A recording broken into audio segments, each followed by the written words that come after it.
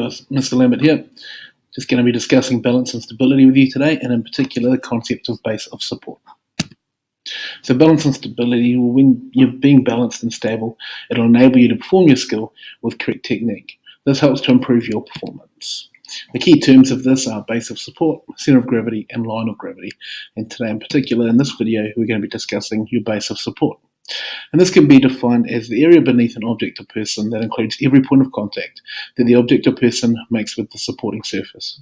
Now, the supporting surface doesn't have to be the ground. It could be the wall, it could be a door frame, okay, it could be anything that you're leaning on. These objects or points of contact may be body parts, so they could be feet or hands as well. Okay, they may even include things like crutches or a chair that you're sitting in. As you can see in this wee image, this gentleman who has his feet around about shoulder width apart, okay, he has a reasonably solid base of support. It's not massive, okay, but he's reasonably stable. The next gentleman has his right foot slightly forward and his left foot back. Okay, he has slightly increased his base of support, so he should be reasonably solid as well. The next guy has a much larger base of support. He has crutches. Okay, so he, again, is pretty solid too.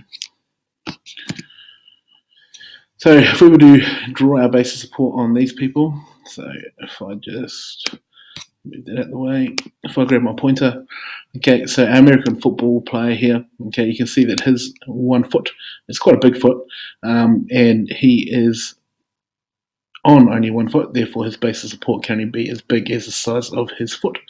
Okay, so I'm sort of going around that there with the pointer. Our next athlete, the gymnast, has got a markedly smaller foot than our American footballer. Okay, so her base of support is smaller. Okay, so she should therefore have less balance.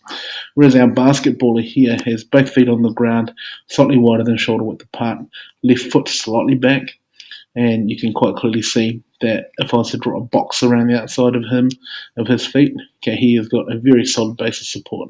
Okay, so he is very solid, so hopefully his skill will be quite a successful one. So if we would just quickly to watch a wee video and discuss some of the stuff in this video. There are a few opportunities here to see how people's base of support is not that great. So if we were to just quickly slow this down. Okay, we'll turn the sound off as well. So if we were to move along here, and you can see that at this point here, his base of support, his feet, okay, are around about shoulder width apart, okay, and he has his hands also up on the door frame here, okay, so you would suggest that he's reasonably solid, reasonably stable, but his actual base of support comes down to the bottom here, the round part of the ball, and as we know that if something's round, it has very little contact with the ground, okay, so therefore he is very unbalanced, hence the fact that this happens. Boom. Thanks Fail Army for showing us that one. If we move on to our next one, we have a few ladies who decide it's going to be good times to run at each other with Swiss balls. Okay, this is always a good idea at the time, and then after you've done it, it's not great. It's not great at all.